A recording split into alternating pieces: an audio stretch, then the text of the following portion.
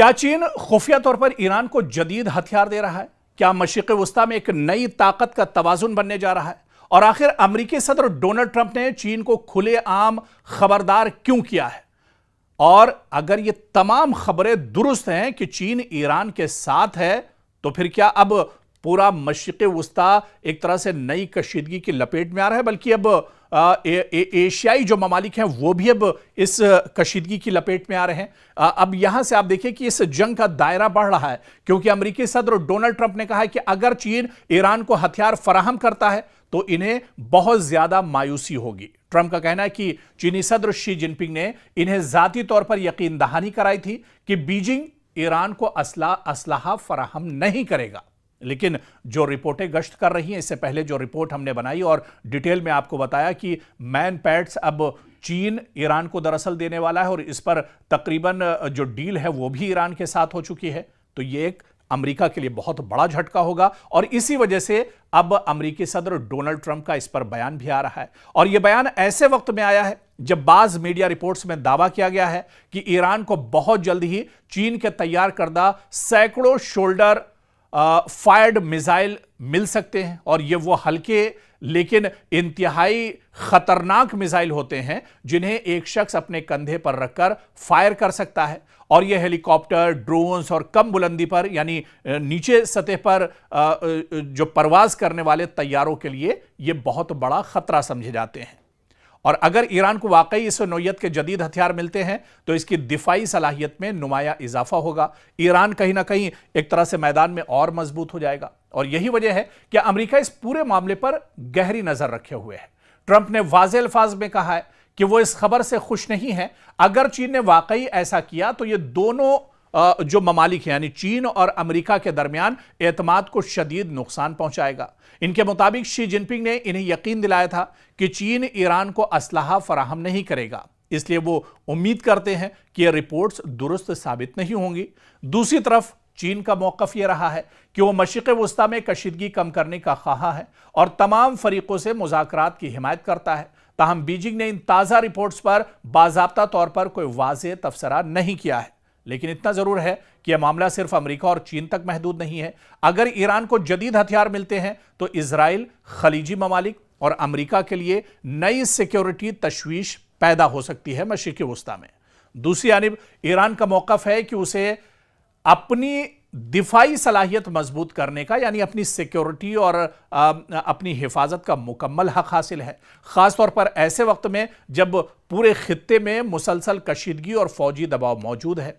उधर जो एक्सपर्ट्स हैं और माहिरीन हैं, इनका मानना है कि अगर ये इत्तलात दुरुस्त साबित हुई तो अमेरिका और चीन के ताल्लुकात जो पहले ही तिजारत को लेकर, ट्रेड को लेकर, टेक्नोलॉजी और ताइवान जैसे मामलात पर कशीदा है पहले से ही, मजीद पेचीदा हो जाएंगे। यानी जो चीन और अमेरिका के ताल्लुकात हैं और ज्यादा खराब हो सकते हैं। अगर चीन और ईरान के दरमियान ये डील हो जाती है, चीन ईरान को असलहा फराहम करता है, तो फिर हालात अमेरिका और चीन के दरमियान भी बिगड़ जाएंगे और इसके साथ साथ मशरिक़ वस्ता में असलहे की नई दौड़ भी शुरू होने का खदशा दरअसल पैदा हो रहा है। और इसी वजह से अमेरिका परेशान है, डोनाल्ड ट्रंप परेशान है कि यह डील किसी तरह से ना होने पाए। लेकिन आने वाले दिनों में चीन का रुख क्या होगा, यह दरअसल बहुत दिलचस्प होने वाला है।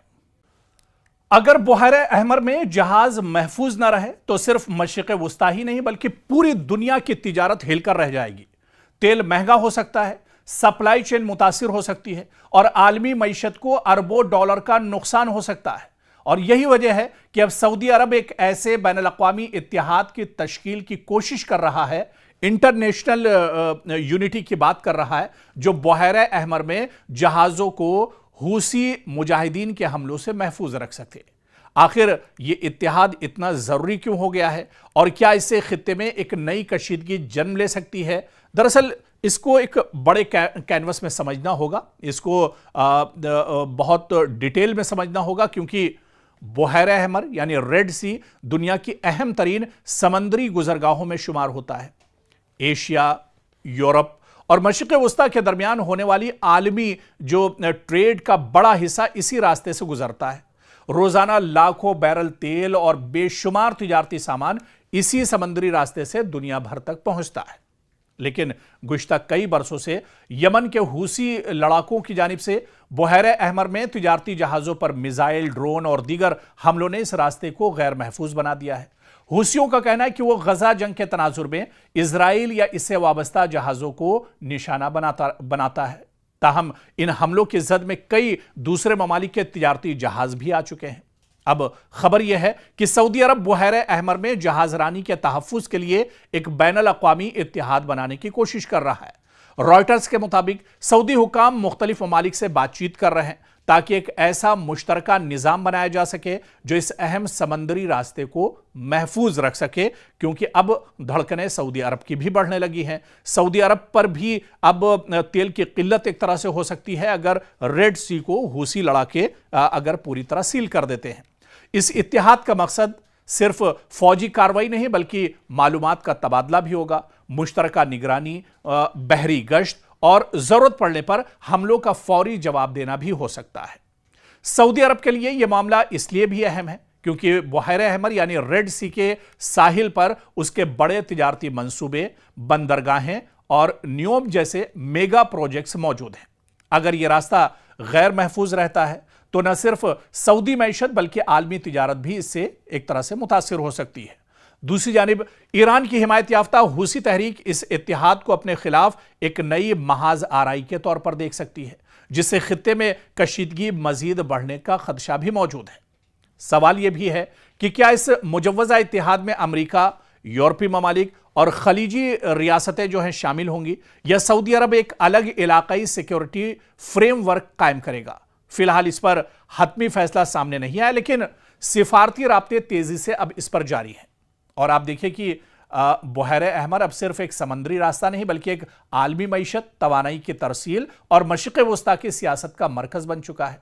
अगर सऊदी अरब वाकई एक मौसर बैनुल अक़वामी इत्तिहाद कायम करने में कामयाब हो जाता है तो जहाजरानी को तहफ़्फ़ुज़ मिल सकता है, लेकिन साथ ही खित्ते में ताकत के तवाज़ुन और ईरान हूसी महाज के साथ कशीदगी में भी इजाफा हो सकता है। अब आने वाले दिनों में यह पेशरफ्त मशरिक़ वस्ता की सियासत का एक अहम मोड़ साबित होगी और क्या सऊदी अरब का यह इत्तिहाद वाकई में मजबूत होगा, इसका असर दूसरे ममालिक पर पड़ेगा या दूसरे ममालिक सऊदी अरब के साथ जुड़ेंगे। आने वाले दिनों में यह देखना अहम होगा। बहुत दिलचस्प होगा कि क्या सऊदी अरब को इस बड़े इशू पर दूसरे ममालिक का साथ मिलता है या नहीं।